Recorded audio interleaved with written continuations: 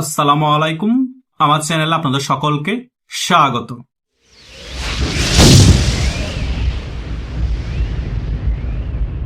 সারা বাংলাদেশ জুড়ে এই সকল টোকাই সমন্বয়কদেরকে অলরেডি জোতা পেটা শুরু হয়ে গিয়েছে।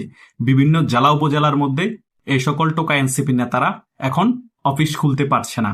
অনেক জেলায় এনসিপির অফিস তালাবদ্ধ। এইরকম পরিস্থিতি হবে আমি অনেক আগেই বলেছিলাম, কিন্তু এত তাড়াতাড়ি হবে সেটা চিন্তা করিনি। কারণ এই সকল টোকা এনসিপি নেতারা ডক্টর ইউনূস সরকার ক্ষমতায় থাকা অবস্থায় অনেক হাজার হাজার কোটি টাকা লুটপাট করে তাদের ব্যাংক ব্যালেন্স করেছে, বিদেশে টাকা পাচার করেছে।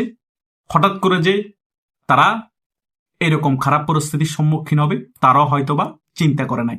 কারণ বাংলাদেশের জনগণ 16-17 মাসে অতিষ্ঠ হয়ে গিয়েছে এবং বিএনপি সরকার ক্ষমতায় আসার পরে আরো বেশি অতিষ্ঠ হয়ে গিয়েছে এই সকল টোকাই সমন্বয়কদের উপর। বিএনপির নেতা কর্মীরাও টোকাই সমন্বয়কদেরকে যেখানে পাচ্ছে সেখানে পিটাচ্ছে এবং সাধারণ জনগণও সুযোগ পেলে তাদেরকে কেলানি দিচ্ছে। হয়তোবা ঢাকার মধ্যে যে সকল টোকাই এনসিপির কেন্দ্রীয় নেতা আছে তাদেরকে ঠিকভাবে কেলাতে পারছে না, কারণ তাদের কাছে লাইসেন্স করা অস্ত্র আছে। আসিফ মাহমুদ বলেন, মলম হাসনাত বলেন, পেটলা নাহিদ বলেন, ডারবি নাসির বলেন, সকলের কাছে লাইসেন্স করা অস্ত্র আছে। সে কারণে জনগণ জোতাপিটা করতে চাইলেও সাহস করে সেটা করতে পারছে না। তারপরও তাদেরকে প্রশ্নের সম্মুখীন করছে। আসিফ মাহমুদ যখন সংবাদ সম্মেলনে গিয়েছে, একটা জনগণ ক্লিয়ারলি বলতে চাচ্ছিল যে আপনি এত কোটি টাকার মালিক হঠাৎ করে কি করে হলেন। কিছুদিন আগে কিন্তু নিউজ মিডিয়া আমরা দেখতে পেয়েছি 6,000 কোটি টাকা সিস্টেমে কাটিং করে দিয়েছে এই আসিফ মাহমুদ। বরাদ্দর নামে কোটি কোটি টাকা মেরে দিচ্ছে এই মলম হাসনাত। এই সকল টোকাই সমন্বয়করা ডক্টর শাসন আমলে হাজার হাজার কোটি টাকা কামিয়েছে, এখন আবার এনসিপির এমপি হয়ে এখন আবার কোটি টাকা মেরে দিচ্ছে। জনগণ এদেরকে জোতা পিটা করবে নাকি এদেরকে চুম্মা দিবে? এদেরকে যেখানেই পাবে সেখানেই জোতা পিটা করতে হবে। এরা কিসের এমপি? এরা কার ভোটের এমপি হয়েছে? জনগণ তাদেরকে কোনো ভোট দিয়েছে? জনগণ তাদেরকে একটা ভোটও দেয়নি। তারা নিজের ভোট নিজে মেরেছে মেটিকুলাস ডিজাইনের মাধ্যমে। এক সপ্তাহ আগে তারা প্ল্যানিং করে ফেলেছে এনসিপি কয়টা আসন পাবে, জামাত কয়টা আসন পাবে, বিএনপি কয়টা আসন পাবে। জাস্ট নির্বাচনের আমেজটাকে উত্তেজনাকর পরিস্থিতি করার কারণে এই ডারবি নাসিরকে দিয়ে ব্যাপারগুলো জাস্ট ঘোলাটে করেছে, যাতে নির্বাচন হয়েছে মানুষ মনে করে। জামাত বলেছে বিএনপি ইঞ্জিনিয়ারিং করেছে, বিএনপি বলেছে জামাত ইঞ্জিনিয়ারিং করেছে। মানে সরকারি দল বিরোধী দলের মধ্যে একটা কম্পিটিশন হয়েছে নির্বাচনের মধ্যে, এটা বোঝানোর চেষ্টা করা হয়েছে। আসলে সম্পূর্ণ আয়ওয়াশ এগুলো আগে থেকে ডিসাইড করা ছিল। কথা বুঝতে পেরেছেন? সো এই সকল টোকাই এনসিপি নেতাদেরকে কোনোভাবে ছাড় না। এরা কোনো এমপি না, এগুলো হচ্ছে সাজানো নাটক। এদেরকে এমপি বললে এমপিকে অমর্যাদা করা হবে, কারণ এরা জনগণের ভোটে এমপি হয়নি।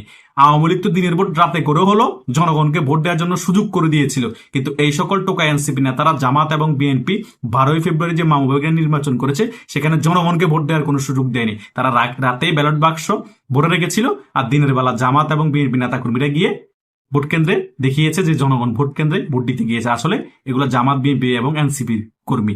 বাংলাদেশের 75 থেকে 80% মানুষ ভোট কেন্দ্রেই যায়নি। এটা রিয়েলিটি এবং এটা বিভিন্ন টকশোতে বিভিন্ন আলোচক এই ব্যাপারগুলো খোলাসা করেছে। সো আশা করছি তাদেরকে যে বিভিন্ন জায়গায় জোতাপিটা হচ্ছে সেটা সম্পূর্ণরূপে যথার্থ। এই জোতাপিটা আরো বিশাল আকারে শুরু করতে হবে সারা বাংলাদেশ জুড়ে। এই টোকা এনসিপি যাতে কোনোভাবে বাংলাদেশে রাজনীতি করতে না পারে এবং মাথা উঁচু করে দাঁড়াতে না পারে, এবং তারা যে বাংলাদেশ থেকে টাকা লোপাট করেছে সেগুলোরও হিসাব যাতে খুব তাড়াতাড়ি বাংলাদেশের জনগণের কাছে দেয়, এবং বিএনপি যাতে তদন্ত করে এদেরকে প্যাকেট করে ফেলে এবং জেলের ভিতর ভরে দেয়। তা না হলে আমরা বিএনপির বিরুদ্ধে কথা বলা শুরু করব। কাউকে ক্ষমা নাই। এই বাংলাদেশ আমার, এই বাংলাদেশ আপনার, এই বাংলাদেশকে আমরা ভালোবাসি। সো বাংলাদেশে যদি আওয়ামী লীগের কোনো নেতাকর্মী দুর্নীতি করে থাকে, টাকা বিদেশে পাচার করে থাকে, তাদেরকেও ফিরিয়ে এনে আইনের আওতায় আনুন, এবং এই সকল টোকাই সমন্বয়গুলো যে টাকা লুটপাট করেছে তাদেরকেও খুব শীঘ্রই আইনের আওতায় আনুন।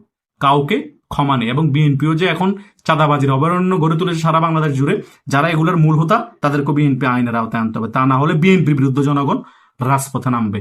কাউকে ক্ষমা নাই। আশা করছি যে সকল বিষয়গুলো আমি আপনাদেরকে ভিডিওর মাধ্যমে বার্তা দিয়েছি আপনারা ক্লিয়ারলি বুঝতে পেরেছেন আমি কি বোঝাতে চেয়েছি। তারপরও কোনো প্রশ্ন থাকলে এই ভিডিওর কমেন্ট বক্স আছে, সেখানে কমেন্ট করতে পারেন। ধন্যবাদ সকলকে।